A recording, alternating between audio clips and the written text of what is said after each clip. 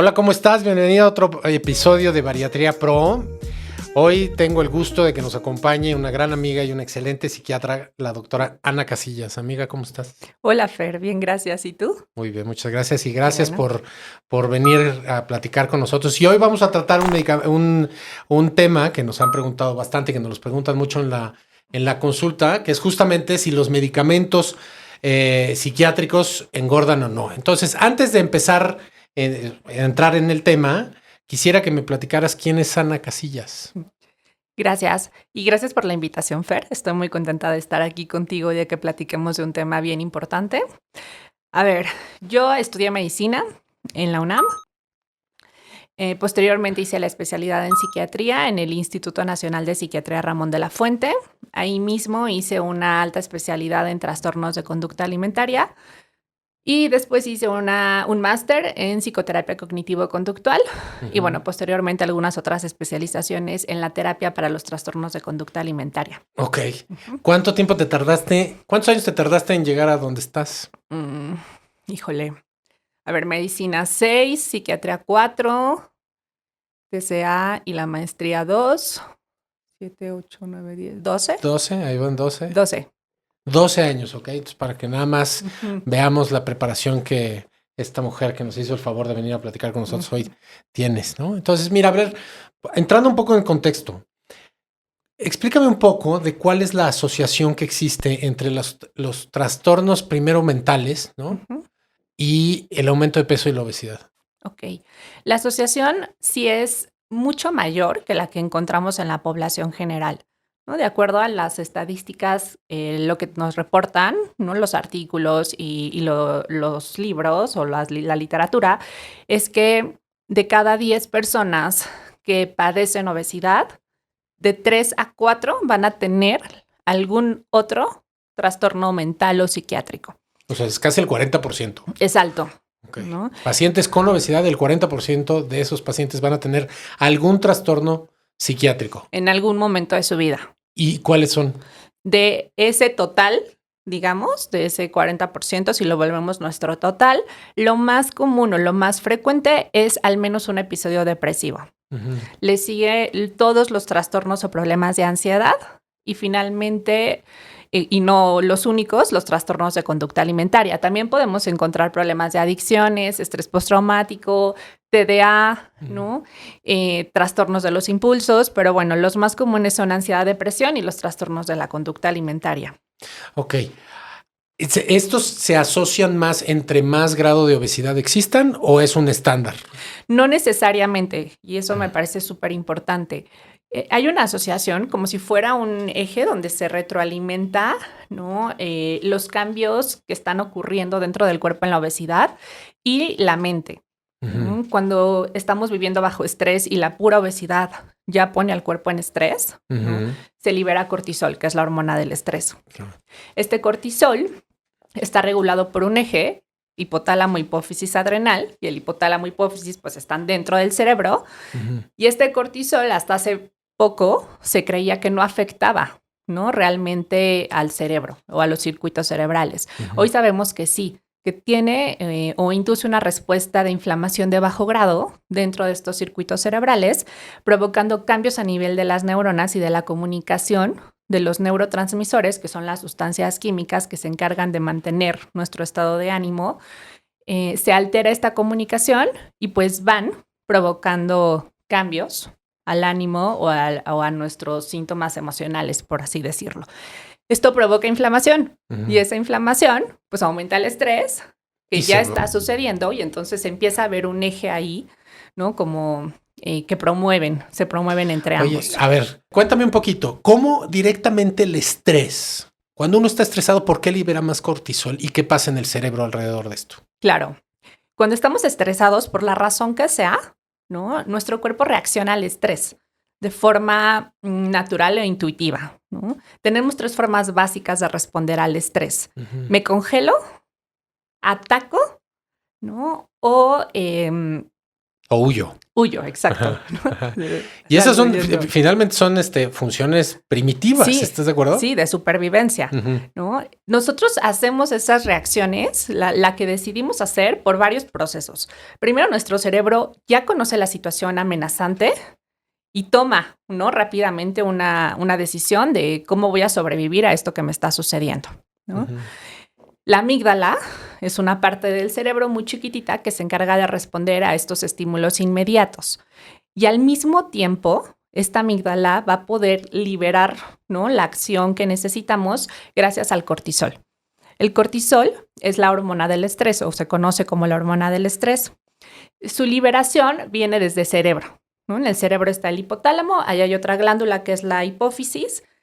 Se libera y llega la señal, digamos, a la suprarrenal, donde se encuentra pues este cortisol que va a estar liberado a la circulación sanguínea y nos va a permitir atacar, huir o congelarme según la amenaza que estoy viviendo y que mi cerebro ya detectó, ¿no? A corto plazo eso funciona muy bien, ¿no? El cortisol baja y volvemos a regresar a nuestro estado basal.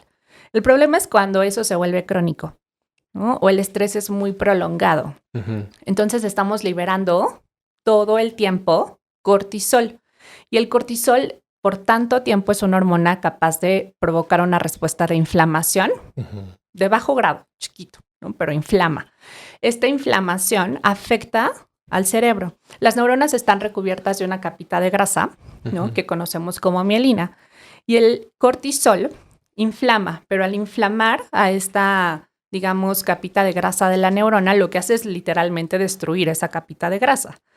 Por lo tanto, el neurotransmisor que circula por ahí, pues ya no puede. Es como si tuviéramos una calle y se le quita el pavimento y hay un bache, pues entonces va a estar, vamos a tener dificultades para circular. Eso sucede. Entonces, en el estrés crónico, esta inflamación de bajo grado está lastimando a la capa de la neurona y la sustancia cerebral empieza a tener dificultades para mantener la comunicación y los efectos.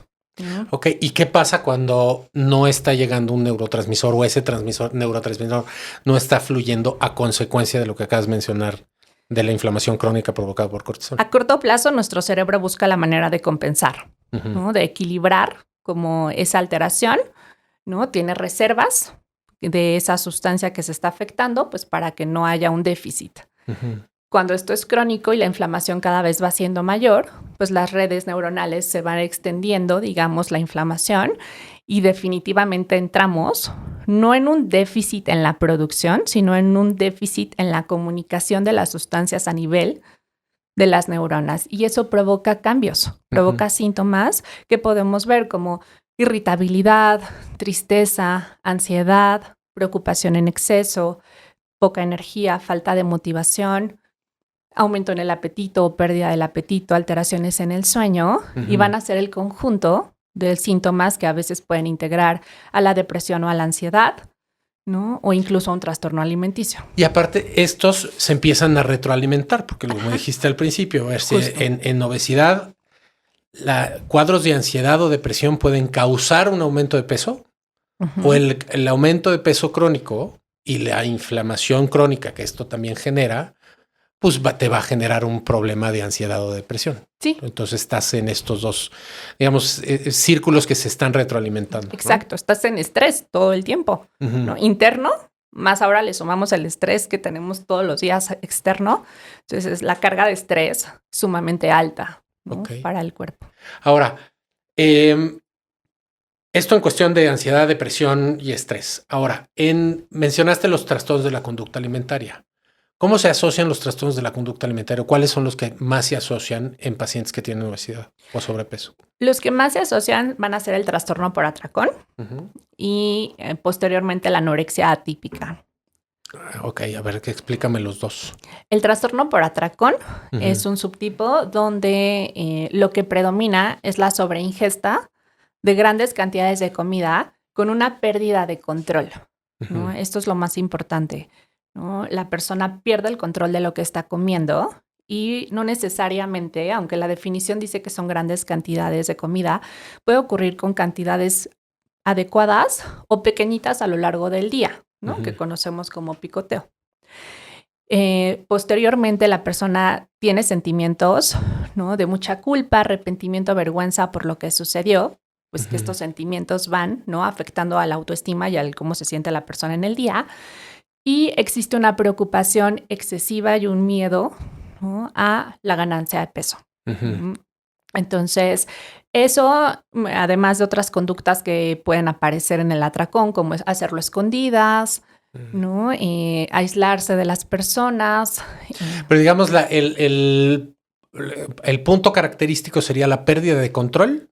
Exacto, Sí, pérdida de control. Hay veces que te dicen, ay, sí, me dio un atracón, doctor. A ver, hay una cosa que es el atracón consciente, ¿no? O que es cuando alguien quiere comer de más porque le gustó la comida o porque se quiere consentir, entre comillas, después de un día estresante, que no es una conducta de riesgo, pero no es un atracón. Exacto. No es un trastorno por atracón.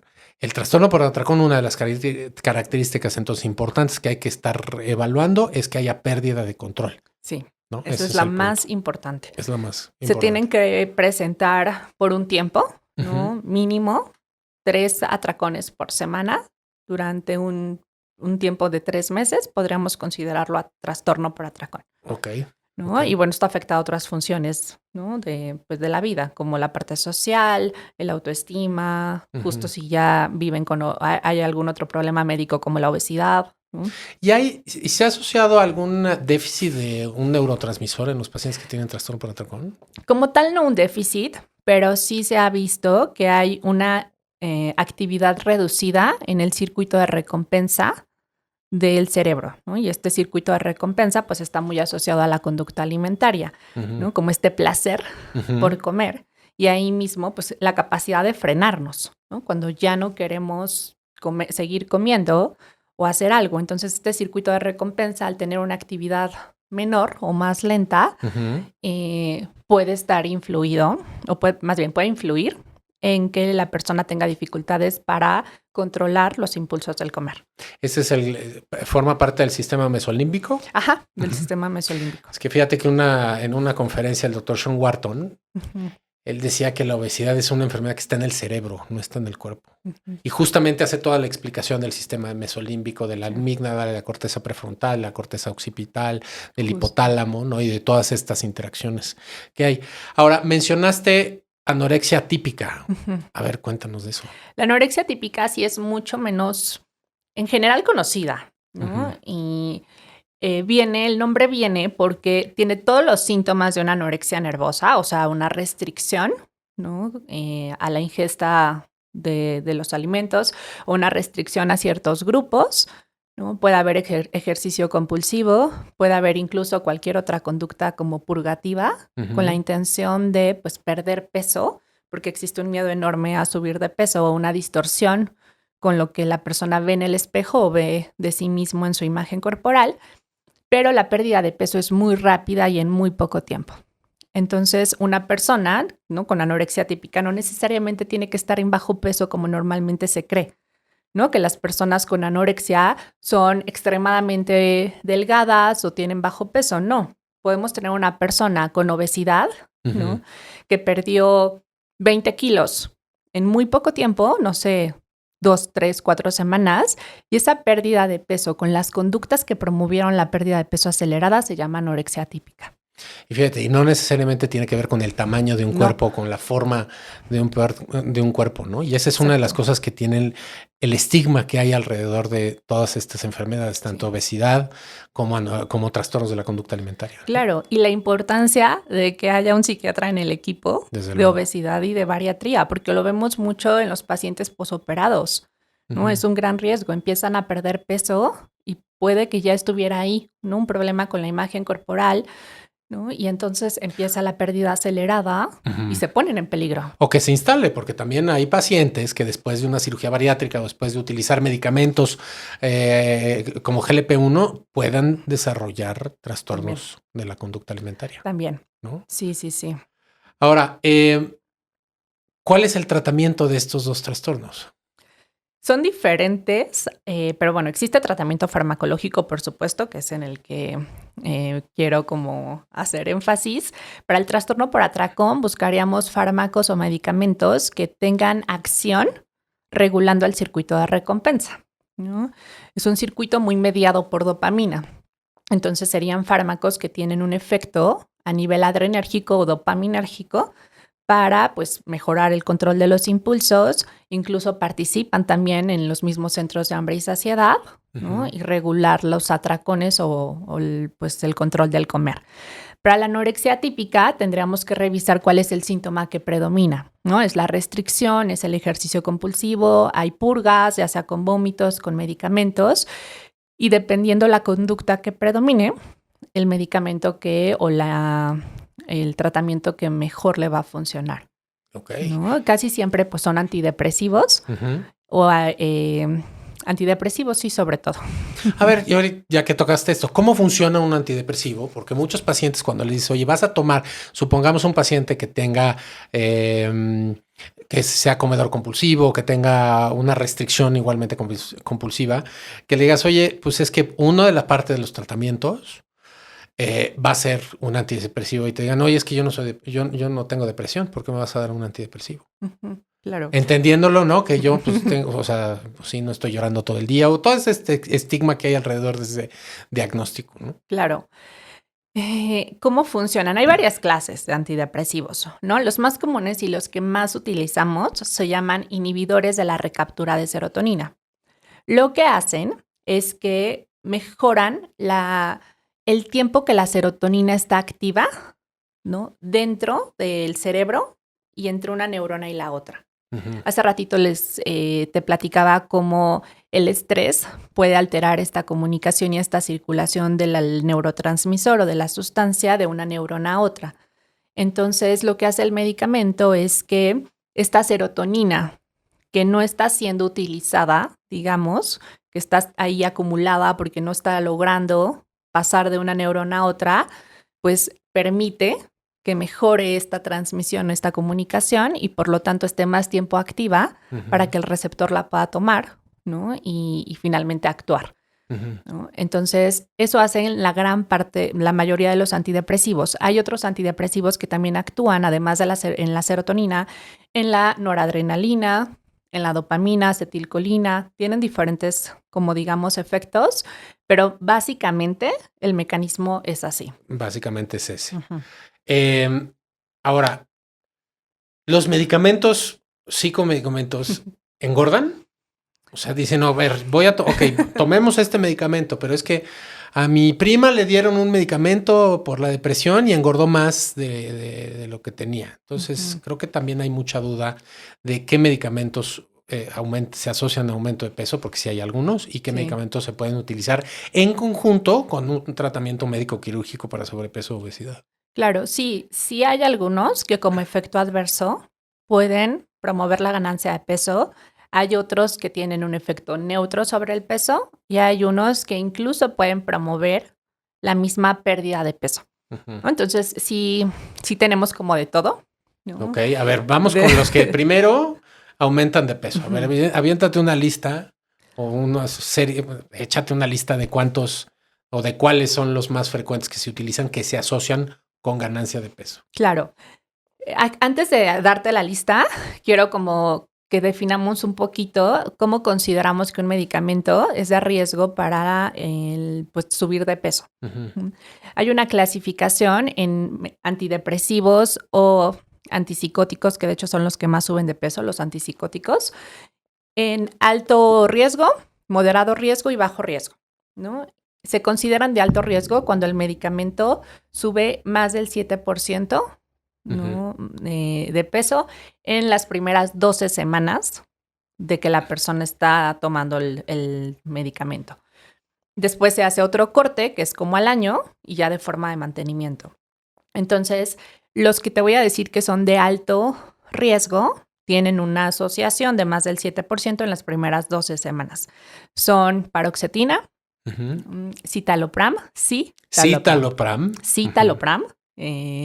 mirtazapina. Esos son alto riesgo, ¿no? De antidepresivos. Antipsicóticos, pues tendríamos que meter ahí olanzapina, quetiapina y otros. De moderado riesgo quiere decir que la ganancia es menor al 7%, pero sí se ha reportado, ¿no? Duloxetina. Hay algunos estudios que mencionan a la venlafaxina y otros que pueden mencionar también al escitalopram. Ok. Pero no está claro. No está claro en realmente. venlafaxina y en escitalopram, como No. que no está claro, ¿no? Ajá, no está claro. Algunos dicen que sí, otros que no, y la ganancia que se llega a reportar realmente es baja. A veces ni siquiera de 1 kilo después de las 12 semanas. ¿No? Y bajo riesgo quiere decir que no se han asociado, ¿no?, con ganancia de peso, o es neutra, o incluso se han reportado en algunas personas hasta pérdida. Tenemos fluoxetina, sertralina, bupropión y trazodona. Ok. Entonces, creo que mencioné ya gran parte de todos. Vortioxetina, perdón, me estaba faltando, es otro antidepresivo medio nuevo, ¿no?, que está asociado como neutro o de bajo riesgo. Entonces, no son tantos los que tenemos con una asociación de ganancia, pero los que están reportados como de alto riesgo, pues sí contribuyen, ¿no?, con una ganancia importante. Ahora, ¿bajo qué mecanismos se asocian a la ganancia de peso? Y te voy a decir un poco porque del que realmente manejo un poco más cotidianamente es el escitalopram, porque lo consideramos pues un ansiolítico y un antidepresivo pues bastante noble junto con el tratamiento farmacológico o quirúrgico para a nuestros pacientes, ¿no? Y en uno de los reportes decían, la asociación de ganancia de peso se asocia a la mejoría en el estado anímico que a un efecto directo del medicamento, ¿no? Si tienes un paciente que por depresión o por estrés o ansiedad no come y tuvo una pérdida de peso, pues al mejorar su estado anímico, pues vuelve a tener una ingesta y entonces ahí se relacionaba un poco la ganancia de peso. Entonces era como que decían, bueno, pero pues eso no está directamente relacionado con la forma en cómo el fármaco funciona dentro del cerebro y más como una mejoría en el estado anímico, ¿no? Ahora, ¿cómo funcionan los que sí tienen alto riesgo para ganancia de peso? ¿Cuál es el mecanismo por el cual provocan aumento de peso? Claro, sí hay un mecanismo. Hay un mecanismo a nivel central. Incluso se han descrito algunos mecanismos a nivel periférico también. Pero al mecanismo central, que es el que más se ha encontrado, se ha descrito, es que los antidepresivos y algunos antipsicóticos que también pueden subir de peso actúan en los centros de hambre y de saciedad del cerebro, ¿no? Los centros de hambre y de saciedad tienen receptores a los cuales estos medicamentos se pueden unir, ¿no? Por un lado, se unen a un receptor que se llama 5-HT2C de serotonina, que este receptor está en las neuronas de los centros de saciedad. Así que al unirse y bloquear ese receptor, se retrasa la saciedad en la persona. Y al mismo tiempo se unen a los receptores 5-HT1B de serotonina y de histamina tipo 1, que se encuentran localizados en las neuronas de hambre, de los centros de hambre del cerebro, pero las estimulan. Entonces, al estimular a esos receptores, aumentan su actividad, promoviendo que la persona sienta más hambre o más apetito. Algo que nos dicen mucho las personas es, tengo hambre por algo de carbohidrato, o sea, azucarado, ¿no? Entonces, ese es el mecanismo entre retraso, saciedad, aumento el apetito. Entonces, sí tengo más hambre y voy a comer, ¿no? Y puedo pues tener estos efectos adversos metabólicos. ¿Y eso está relacionado con la dosis, con los miligramos de dosis o directamente? Con el mecanismo de acción del medicamento. Con el mecanismo de efecto del medicamento. Puede que ya este efecto de cuando la persona se siente mejor, ¿no?, y entonces empieza a recuperarnos el apetito, si es que lo había perdido por la depresión, sí, puede ser un factor, ¿no? Pero al mismo tiempo podríamos decir, la persona empieza a tener más motivación y energía como para hacer actividad física, por ejemplo, ¿no? Entonces ahí está como este tema a explorar sobre qué tanto los cambios al ánimo podrían estar contribuyendo con el peso cuando existe un mecanismo descrito. Ok. Ahora, en un paciente que está tomando estos medicamentos, supongamos que tienes un paciente que llega con nosotros, que lo hemos tenido, ¿no? Pacientes que llegan tomando venlafaxina o tomando quetiapina o mirtazapina, que cuando todos los pacientes que llegan aquí a la clínica, nosotros hacemos una evaluación integral y cuando están tomando psicomedicamentos o tienen puntajes altos en los cuestionarios que hacemos, que es el cuestionario de ansiedad y depresión, Ajá. te los mandamos a ti como en interconsulta de psiquiatría. Sí. A veces no es fácil lograr que el paciente sepa o entienda que tiene que ir a una consulta con un psiquiatra, ¿eh? O sea, esa es una de las barreras que hay los pacientes y que tenemos que cambiar y es justamente por eso tenemos a Ana con nosotros aquí platicando. Cuando están tomando ese medicamento me dicen, ay, es que me los dio un psiquiatra o me lo dio mi internista y a partir de ahí, doctor, no puedo bajar de peso. Es más, hasta he ganado peso y en el último año subí 10, 15 kilos, etcétera. Cuando llegan contigo, ¿se pueden cambiar esos medicamentos? ¿Qué es lo que tú haces? ¿Qué analizas para decir, bueno, pues ni modo, nos tenemos que ir con ese medicamento o no? Hay otros medicamentos o otras mezclas de medicamentos que podemos utilizar. Claro. Primero, en la historia clínica, ¿no? Reviso que efectivamente el paciente siga necesitando el tratamiento. O sea, eso es lo más importante, ¿no? ¿Cómo está ahora? Porque a veces se los mandan hace 5, 10 años, un año, ¿no? Ujú. Y ni siquiera hay un seguimiento. Entonces, primero es cómo está ahora, ¿no? Ujú. ¿Qué tenemos ahorita? ¿Qué síntomas hay que puedan seguir necesitando ese tratamiento, ¿no? O sea, no esos tratamientos son de por vida. No, Ok. para nada. O sea, hay Ujú. personas que los pueden necesitar de por vida, claro, pero siempre la intención es que se puedan retirar, Ujú. ¿no? Entonces, primero es conocer esto, ¿no? ¿Qué síntomas hay? Poder hacer un diagnóstico psiquiátrico, ¿no? De, pues, primero, ¿qué tenemos para poder saber cómo lo vamos a tratar? Ujú. Conocer todas las comorbilidades, que son todas las demás enfermedades psiquiátricas y no psiquiátricas que están en ese momento en la persona, Ujú. porque eso también va a influir, ¿no? Claro. En las decisiones farmacológicas, digamos.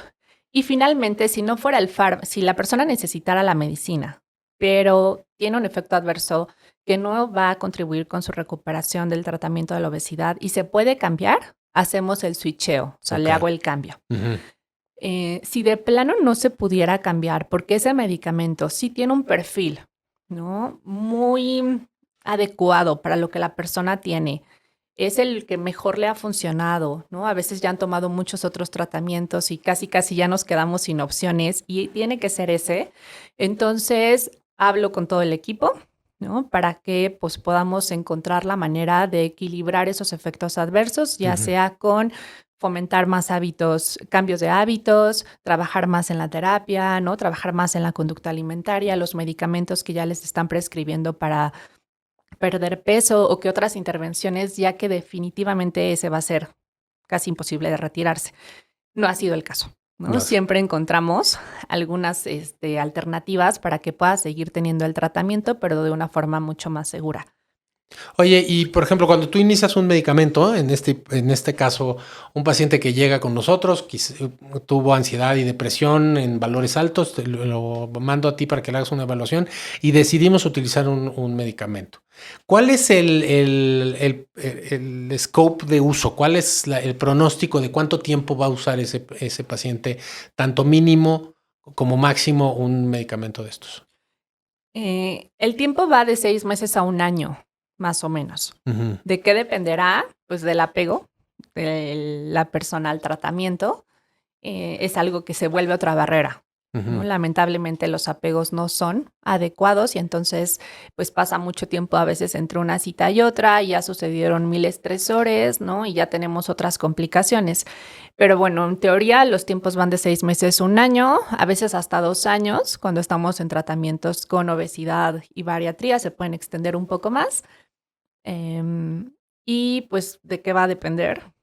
Apego, las otras comorbilidades, otros medicamentos que tome. ¿Qué otro, a ver, todo se lo dejamos al medicamento o qué más tienen que hacer los pacientes? O No, sea, tú le recetas el medicamento y qué más. ojalá el medicamento pudiera hacer todo, pero Ujú. no. Siempre les digo, el medicamento solo va a hacer un 60% del trabajo. Es un Ujú. montón, Sí, pero es un el montón. otro lo tiene que hacer la persona. Ujú. Y de ahí el trabajo en conjunto con psicoterapia, Ujú. ¿no? O en la terapia, donde pues vamos fomentando cambios, ¿no? En el estilo de vida, en la relación con la comida, con la imagen, en el proceso de toma de decisiones, cómo la persona está regulando sus emociones, ¿no? Cómo está resolviendo y gestionando el estrés de la vida diaria. Y entonces todos estos cambios suman para que se pueda retirar el medicamento en los tiempos esperados y sobre todo no haya recaídas o recurrencias al poco tiempo de que se retiró, porque es cuando me dicen, soy adicto al medicamento. Exactamente. Y no eres adicto al medicamento. Eso es bien importante. Los medicamentos psiquiátricos antidepresivos no provocan dependencia ni adicción. Eso hay que volverlo a decir, ¿no? Por favor. Los medicamentos, los psicomedicamentos antidepresivos no producen adicción. No son dependientes. No son dependientes. Claro que tiene que acompañarse de un tratamiento integral. No es solamente el medicamento, no es solamente la dieta, no es solamente ir al ejercicio y matar tu ansiedad corriendo 45 kilómetros diarios, que es otra de las cosas que hace la gente de forma errónea, ¿no? Lo que necesitamos es, si detectamos ansiedad, depresión, trastornos de la conducta alimentaria, déficit de atención, pues es recibir un tratamiento integral. Y el tratamiento integral incluye la valoración con un especialista en salud mental, que son los psiquiatras, tratamiento psicológico, que habitualmente es terapia cognitivo-conductual, y el psicofármaco. Claro. Y la suma de todo, claro que tiene un resultado y una recuperación. ¿Cuáles son los efectos adversos de estos medicamentos? Los más comunes son problemas gastrointestinales como dificultad para tolerarlo al inicio, les puede arder un poco el estómago, a veces diarrea o estreñimiento, dolor de cabeza y en ocasiones pueden sentir palpitaciones o incluso sudoración. Estos efectos son transitorios, duran máximo una semana, suelen ser leves. Para eso también hacemos un ajuste gradual a la dosis para que puedan tolerarlos sin tanto malestar y se quitan. Todo efecto adverso que persista por más tiempo o sea distinto y de mucho malestar, pues hay que avisarnos porque no se trata tampoco de que la persona esté, ¿no?, tomando un medicamento aguantándose un montón de efectos adversos. Claro. Y aparte se cambia y se cambiará por otro medicamento, ¿no? Pero se va a buscar el mejor medicamento con el menor perfil de efectos adversos para cada uno de los pacientes. Claro, y el que mejor va con el perfil de la paciente o la persona. Perfecto. Amiga, ¿dónde te encontramos? Mi consultorio está dentro de una clínica de salud mental y de trastornos de conducta alimentaria. La pueden encontrar en las redes sociales como anata.tca en Instagram y doctora.anacasillas.tca. Pues Ana, muchísimas gracias. Gracias a ti, Fer, por la invitación y el espacio. De verdad, se nos va el tiempo aquí como agua. Sí, y a ustedes, muchísimas gracias por acompañarnos. Yo soy el doctor Fernando Pérez Galás y nos vemos en la próxima aquí en Bariatría Pro.